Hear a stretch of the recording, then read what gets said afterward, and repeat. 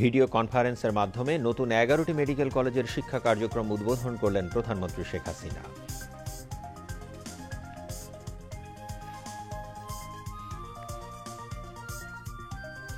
বঙ্গবন্ধুর স্বদেশ প্রত্যাবর্তন দিবস আজ। ধানমন্ডির ৩২ নম্বরে বঙ্গবন্ধুর প্রতিকৃতিতে সর্বস্তরের মানুষের শ্রদ্ধা নিবেদন।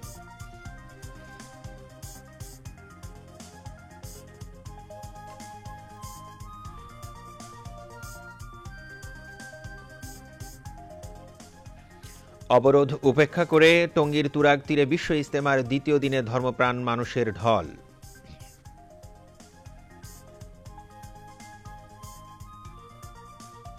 ফ্রান্সের শার্লি এবদো পত্রিকা অফিসে হামলাকারীরা পুলিশি অভিযানে নিহত।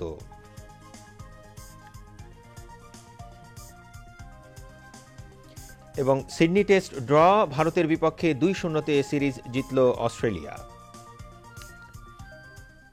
আসসালামু আলাইকুম। পিটিভি ও বিটিভি ওয়ার্ল্ডের রাতের সংবাদে আপনাদের সবাইকে স্বাগত জানাচ্ছি। আমি হাসানুল করিম। সংবাদ শিরোনাম শুনছিলেন, এবারে বিস্তারিত। আজ থেকে শুরু হলো নতুন 11টি সরকারি মেডিকেল কলেজের শিক্ষা কার্যক্রম। সকালে প্রধানমন্ত্রী শেখ হাসিনা গণভবন থেকে ভিডিও কনফারেন্সের মাধ্যমে এসব মেডিকেল কলেজের শিক্ষা কার্যক্রমের আনুষ্ঠানিক উদ্বোধন করেন। এ উপলক্ষে দেয়া বক্তব্যে প্রধানমন্ত্রী প্রতিটি বিভাগীয় শহরে মেডিকেল বিশ্ববিদ্যালয় স্থাপনে সরকারের পরিকল্পনা তুলে ধরেন। বিস্তারিত জানাচ্ছেন আসিফুর রহমান। ক্যামেরায় ছিলেন রুবাইয়াত হাসান। স্বাস্থ্য খাতের উন্নয়নে বর্তমান সরকারের ধারাবাহিক প্রচেষ্টার অংশ হিসেবে আজ থেকে চালু হলো আরও 11টি সরকারি মেডিকেল কলেজ। সকালে প্রধানমন্ত্রী শেখ হাসিনা গণভবন থেকে ভিডিও কনফারেন্সের মাধ্যমে নবপ্রতিষ্ঠিত এসব মেডিকেল কলেজের শিক্ষা কার্যক্রমের আনুষ্ঠানিক উদ্বোধন করেন। দেশের বিভিন্ন জেলায় স্থাপিত এসব মেডিকেল কলেজের মধ্যে 6টি সরকারি মেডিকেল কলেজ এবং 5টি সেনাবাহিনী কর্তৃক প্রতিষ্ঠিত আর্মি মেডিকেল কলেজ। নতুন মেডিকেল কলেজগুলো টাঙ্গাইল, সিরাজগঞ্জ, মানিকগঞ্জ, জামালপুর, পটুয়াখালী ও রাঙ্গামাটিতে অবস্থিত। অন্যদিকে চট্টগ্রাম, যশোর, রংপুর, বগুড়া ও কুমিল্লা সেনানিবাসে শুরু হলো আর্মি মেডিকেল কলেজের শিক্ষা কার্যক্রম। এ উপলক্ষে দেয়া বক্তব্যের শুরুতেই প্রধানমন্ত্রী শেখ হাসিনা বঙ্গবন্ধুর ঐতিহাসিক স্বদেশ প্রত্যাবর্তন দিবসে জাতির পিতা বঙ্গবন্ধু শেখ মুজিবুর রহমানকে গভীর শ্রদ্ধায় স্মরণ করেন। শেখ হাসিনা বলেন, স্বাধীন দেশে প্রত্যেক নাগরিকের স্বাস্থ্যসেবা নিশ্চিত করতে সরকার কাজ করে যাচ্ছে। প্রতিটি বিভাগে একটি মেডিকেল বিশ্ববিদ্যালয় প্রতিষ্ঠার তাঁর সরকারের পরিকল্পনা তুলে ধরেন প্রধানমন্ত্রী। আমাদের দেশে কোনো মেডিকেল বিশ্ববিদ্যালয় ছিল না। আমাদের সরকার, আওয়ামী লীগ সরকার, প্রথম মেডিকেল বিশ্ববিদ্যালয় বাংলাদেশে প্রতিষ্ঠা করে। আমরা এবার চিন্তা করেছি আমরা আরও 2টো মেডিকেল বিশ্ববিদ্যালয় করব। সেটা হচ্ছে চট্টগ্রাম এবং রাজশাহী। পর্যায়ক্রমিকভাবে আমাদের লক্ষ্য আছে যে প্রতিটি বিভাগীয় শহরে আমাদের মেডিকেল বিশ্ববিদ্যালয় হবে। অর্থাৎ আগামীতে আমাদের যে 7টা বিভাগ আছে, হয়তো আরও একটা বিভাগ বাড়ানোর ইচ্ছা আমাদের আছে। কাজে এভাবে আমরা প্রত্যেকটা বিভাগে একটা করে বিশ্ববিদ্যালয় করে দেব। সরকারি মেডিকেল কলেজের পাশাপাশি বেসরকারি মেডিকেল কলেজগুলোতেও শিক্ষার যথাযথ মান নিশ্চিতে সংশ্লিষ্টদের নির্দেশ দেন প্রধানমন্ত্রী। এই মেডিকেল কলেজগুলির মান যেন ঠিক থাকে, রুগী মারা ডাক্তার যেন না হয়, সেদিকে সবাইকে লক্ষ্য রাখতে হবে। কারণ লেখাপড়া, তার কারিকুলাম এবং সঠিকভাবে পড়াশোনা হচ্ছে কিনা, সঠিকভাবে সার্টিফিকেট পাচ্ছে কিনা, সেটা খুব নিবিড়ভাবে এটা পরিবীক্ষণ করা প্রয়োজন। কাজে ডাক্তার হবে যথাযথ ভালো ডাক্তার, রুগী মারা ডাক্তার না, এই বিষয়টা সব থেকে দেখতে হবে। এবং আমরা আমাদের দেশে ওষুধ আমরা প্রস্তুত করছি এবং এর মান অত্যন্ত উন্নত, সেই মানটাও যাতে বজায় থাকে সবসময়, সেটাও লক্ষ্য রাখতে হবে। অনুষ্ঠানে স্বাগত বক্তব্য রাখেন স্বাস্থ্য ও পরিবার কল্যাণ মন্ত্রী মোহাম্মদ নাসিম। অনুষ্ঠানে ভিডিও কনফারেন্সের মাধ্যমে বিভিন্ন জেলায় স্থাপিত 11টি মেডিকেল কলেজ কর্তৃপক্ষ ও স্থানীয় নেতৃবৃন্দের সঙ্গেও কথা বলেন প্রধানমন্ত্রী। আসিফুর রহমান, বাংলাদেশ টেলিভিশন।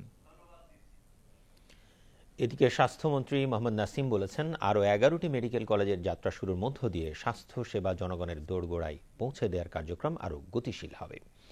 আজ গণভবনে ভিডিও কনফারেন্সিং এর মাধ্যমে প্রধানমন্ত্রী শেখ হাসিনা 11টি মেডিকেল কলেজের উদ্বোধনী অনুষ্ঠানে একথা বলেন স্বাস্থ্যমন্ত্রী। বিস্তারিত রাজীব রেজার রিপোর্টে। আজ ভিডিও কনফারেন্সের মাধ্যমে সারা দেশের 11টি মেডিকেল কলেজের শিক্ষা কার্যক্রম উদ্বোধন করলেন প্রধানমন্ত্রী শেখ হাসিনা। এ সময় উদ্বোধনী অনুষ্ঠানে স্বাগত বক্তব্য রাখেন স্বাস্থ্যমন্ত্রী মোহাম্মদ নাসিম। এই 11টি মেডিকেল কলেজ যাত্রা শুরু করার মধ্য দিয়ে আমরা বাংলাদেশে নতুন তারুণ্যদীপ্ত চিকিৎসক পাবো, যারা একদিন বাংলাদেশের চিকিৎসক হিসাবে বাংলার জনগণের সেবা করতে পারবে। পরে স্বাস্থ্যমন্ত্রী ও প্রধানমন্ত্রী কলেজগুলোতে উপস্থিত থাকা বিশিষ্ট ব্যক্তিবর্গের সাথে কনফারেন্সের মাধ্যমে কথা বলেন। এ সময় সিরাজগঞ্জ শহীদ এম মনসুর আলী কলেজ থেকে প্রধানমন্ত্রীর রাজনৈতিক উপদেষ্টা এইচ.টি. ইমাম তাদের ধন্যবাদ জানান। এই দিন বঙ্গবন্ধু জাতির পিতা, সর্বকালের সর্বশ্রেষ্ঠ বাঙালি আমাদের মাঝে ফিরে এসেছিলেন। সেই 10 জানুয়ারির কথা এখনো আমার অত্যন্ত স্পষ্ট মনে আছে। সেদিনের সেই আনন্দ যেন আজকে আবার ফিরে এসেছে। আমরা মনে করছি আজকের এই বিশেষ দিনে শহীদ মনসুর আলী তার নামে, তার স্মৃতিধন্য এই সিরাজগঞ্জে একটি মেডিকেল কলেজ উদ্বোধন করা হলো। এই মাত্র মাননীয় প্রধানমন্ত্রী উদ্বোধন করলেন। সেজন্য মাননীয় প্রধানমন্ত্রীকে জানাই আন্তরিক কৃতজ্ঞতা, ধন্যবাদ। এ সময় সংসদ সদস্য আব্দুল লতিফ বিশ্বাস, অধ্যাপক ডাক্তার হাবিবে মিল্লাদ মুন্না, সেলিনা বেগম স্বপ্না উপস্থিত ছিলেন। বগুড়া সেনানিবাসে আর্মি মেডিকেল কলেজের উদ্বোধনী অনুষ্ঠানে সংসদ সদস্য আব্দুল মান্নান, হাবিবুর রহমান, রেজাউল করিম তানসেন, 11 পদাতিক ডিভিশনের জিওসি মেজর জেনারেল আবদুল্লাহিল বাকি উপস্থিত ছিলেন। মানিকগঞ্জ মেডিকেল কলেজের উদ্বোধনী অনুষ্ঠানে সংসদ সদস্য মমতাজ বেগমের সাথে ভিডিও কনফারেন্সের মাধ্যমে কথা বলেন প্রধানমন্ত্রী। এ সময় অন্যান্যের মধ্যে মানিকগঞ্জ জেলা প্রশাসক অ্যাডভোকেট গুলাম মহিউদ্দিন উপস্থিত ছিলেন। জামালপুর মেডিকেল কলেজের শিক্ষা কার্যক্রম উদ্বোধন করায় জামালপুরবাসীর পক্ষ থেকে বস্ত্র ও পাট প্রতিমন্ত্রী মির্জা আজম প্রধানমন্ত্রীকে অভিনন্দন জানান। এ সময় অন্যান্যের মধ্যে সাবেক ভূমিমন্ত্রী সংসদ সদস্য রেজাউল করিম হীরা, সাবেক তথ্য ও সংস্কৃতি মন্ত্রী সংসদ সদস্য আবুল কালাম আজাদ ও সংসদ সদস্য ফরিদুল হক খান উপস্থিত ছিলেন। কুমিল্লা আর্মি ফোর্সেস মেডিকেল কলেজের উদ্বোধনী অনুষ্ঠানে পরিকল্পনা মন্ত্রী আ.হ.ম মোস্তফা কামাল, রেলমন্ত্রী মোহাম্মদ মজিবুল হক, কুমিল্লা জেলার সংসদ সদস্যগণ সহ আর্মির ঊর্ধ্বতন কর্মকর্তাগণ উপস্থিত ছিলেন।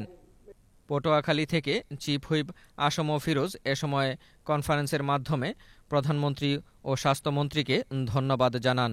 এই স্মৃতি বিজড়িত দিনে আজকে বাংলাদেশের 11টি মেডিকেল কলেজ উদ্বোধন করতে যাচ্ছেন মাননীয় প্রধানমন্ত্রী। আপনাকে পটুয়াখালীবাসীর পক্ষ থেকে আন্তরিক ধন্যবাদ এবং অভিনন্দন।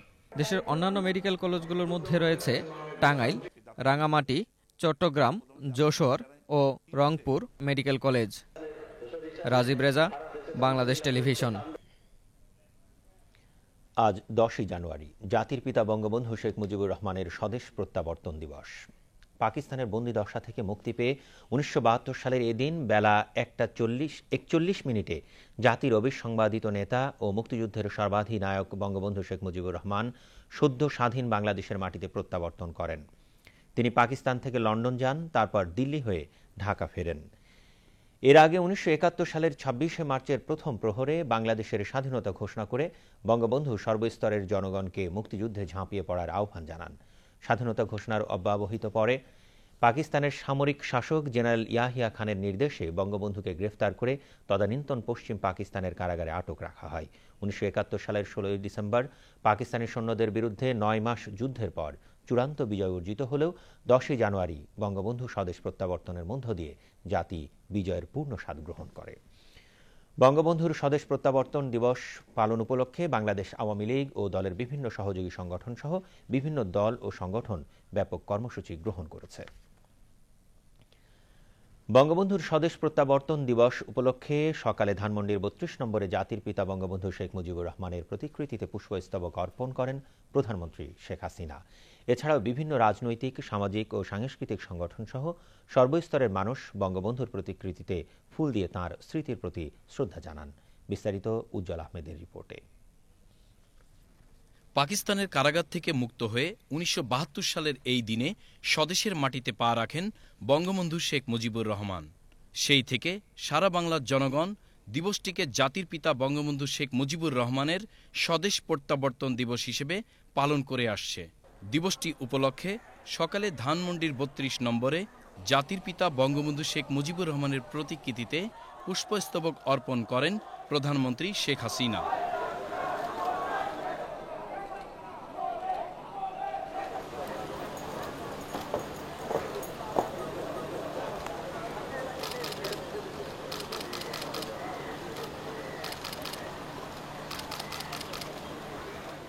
এ সময় প্রধানমন্ত্রী কিছুক্ষণ নীরবে দাঁড়িয়ে থাকেন। মন্ত্রী পরিষদের সদস্যবর্গ, সংসদ সদস্যবৃন্দ ও আওয়ামী লীগ নেতৃবৃন্দ এ সময় উপস্থিত ছিলেন। পরে দলীয় সভাপতি হিসেবে প্রধানমন্ত্রী আওয়ামী লীগের পক্ষ থেকে বঙ্গবন্ধুর প্রতিকৃতিতে পুষ্পস্তবক অর্পণ করে তাঁর স্মৃতির প্রতি শ্রদ্ধা জানান।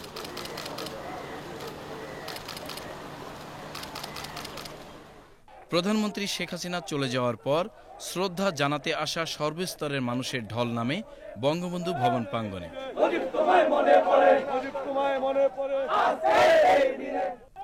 সর্বকালের সর্বশ্রেষ্ঠ বাঙালি জাতির পিতা বঙ্গবন্ধু শেখ মুজিবুর রহমানের প্রতিকৃতিতে ফুল দিয়ে শ্রদ্ধা জানায় ঢাকা মহানগর আওয়ামী লীগ, আওয়ামী যুবলীগ, আওয়ামী স্বেচ্ছাসেবক লীগ, বাংলাদেশ ছাত্রলীগ, মহিলা আওয়ামী লীগ, বাংলাদেশ কৃষক লীগ, জাতীয় শ্রমিক লীগ, যুব মহিলা লীগ সহ বিভিন্ন রাজনৈতিক, সামাজিক, সাংস্কৃতিক, স্বেচ্ছাসেবী ও মুক্তিযোদ্ধা সংগঠন।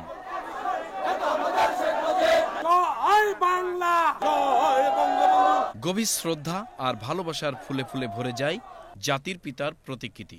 বঙ্গবন্ধুর স্বদেশ প্রত্যাবর্তন দিবসটি বাঙালি জাতির জন্য খুবই গুরুত্বপূর্ণ বললেন শ্রদ্ধা জানাতে আসা আওয়ামী লীগের যুগ্ম সাধারণ সম্পাদক মাহবুবুল আলম হানিফ।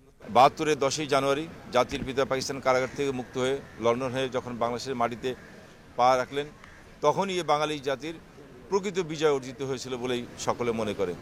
এই কারণে এই দিবসটি স্বাধীনতার পক্ষে, মুক্তিযুদ্ধের চেতনায় যারা বিশ্বাসী সকলের কাছে অত্যন্ত গুরুত্বপূর্ণ দিবস হিসেবে বিবেচিত। বিএনপির ডাকা অযৌক্তিক অবরোধের সমালোচনা করেন তিনি। বেগম খালেদা জিয়া নিজে তার অফিসের কার্যালয় থেকে নিজেকে অবরুদ্ধের নাটক করে গোটা জাতিকে অবরুদ্ধ করার চেষ্টা করছেন।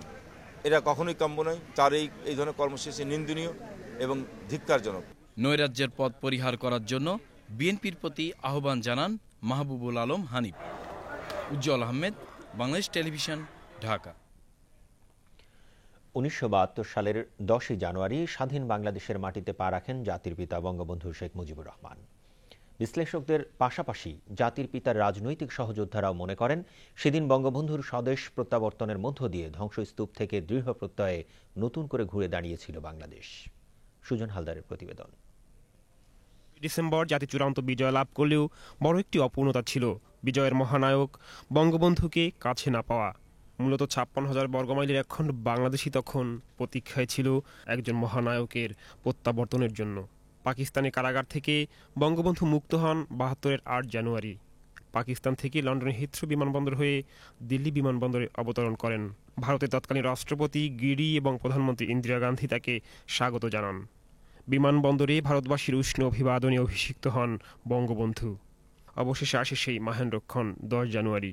দিল্লি থেকে ঢাকার তেজগাঁ বিমানবন্দরে অবতরণ করে বঙ্গবন্ধুকে বহনকারী বিশেষ বিমান। বিমানবন্দর থেকে সরাসরি চলে আসেন সোহরাওয়ার্দী উদ্যানে। উদ্যানে সমবেত লাখো মানুষের অন্তর্নিংড়ানো ভালোবাসায় সিক্ত হন বঙ্গবন্ধু। চোখের জল আর ভালোবাসার অনাবিল ঝর্ণাধারায় বঙ্গবন্ধু বুকে টেনে নেন প্রিয় সহকর্মী আর সংগ্রামী সহযোদ্ধাদের।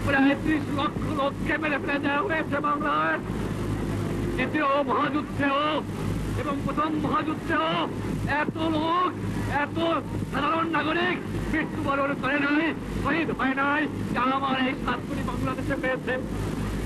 আমি জানতাম না আপনাদের কাছে আমি ফিরে আসবো। আমি খালি একটা কথা বলেছিলাম, তোমরা যদি আমাকে মেরে ফেলে দাও আমার আপত্তি নাই, মৃত্যুর পরে আমার লাশটা আমার বাঙালির কাছে দিয়ে দিও, এই একটা অনুরোধ তোমাদের। দেশে ফিরেই বঙ্গবন্ধু যুদ্ধ বিধ্বস্ত বাংলাদেশকে তার স্বপ্নের মতো করে ঢেলে সাজানোর উদ্যোগ নেন। বাংলার ৭.৫ কোটি মানুষকে একীভূত করেন তার স্বপ্নের সাথে। কাজ শুরু করেন বাঙালির অর্থনৈতিক মুক্তির জন্য।